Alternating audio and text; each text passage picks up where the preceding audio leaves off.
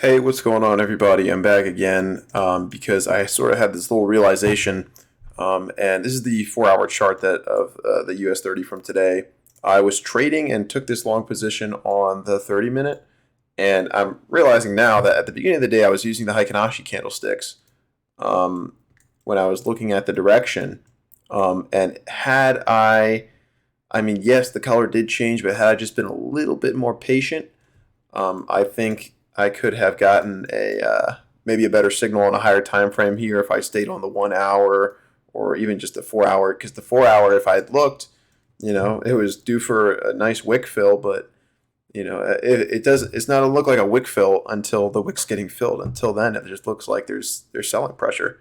So it makes it hard to read even with these sometimes if you're looking at the wrong chart. So I think going forward.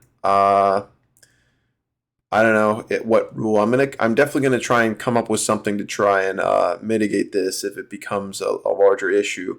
I'm gonna let today rock. I'm just gonna continue following these Heikin-Ashi candlesticks, and this is one trade. This is highly inconsequential to the broader picture of how this strategy is going to play out for me. So I'm not going to sweat it. Still profit. I did miss out on a pretty big move there.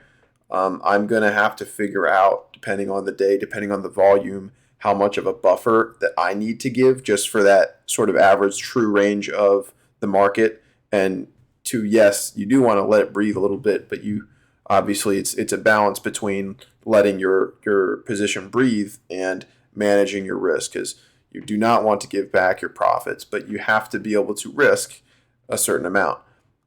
So I'm still figuring out on my own in my head what I want that amount to be. With it, not, I guess I should rephrase that, because it's not what I want; it's what the market needs. Right? It's what you're supposed to be making your decisions based on what the market's telling you. So depending on what the market will be telling me, I'll decide how much I ought to let it buffer. But maybe in this situation, just leave that break even stop, let it ride a larger percentage before you start to move your stop into profit.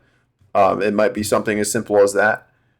So for those of you who are in this situation, if you haven't tried that, maybe go ahead and do that. Maybe be a little bit more reluctant to move your stop into profit. Maybe let a couple more candles form and just be more patient. But yeah, this would have been a very big green day, and I'm hoping that with a little bit more diligence, I can start to filter out some of these trades where I'm just getting a little bit too close with my stop. But until then, I'm still going to be looking at charts, still going to be trading, and I will be back next week. So I hope you guys all have a great weekend. Let me know what you're trading in the comments below. What stocks are you going to be watching for next week? If you're trading forex, I trade forex. I trade on the US 30 and the Nasdaq. If you're trading forex, what broker you use, what currency pairs do you trade?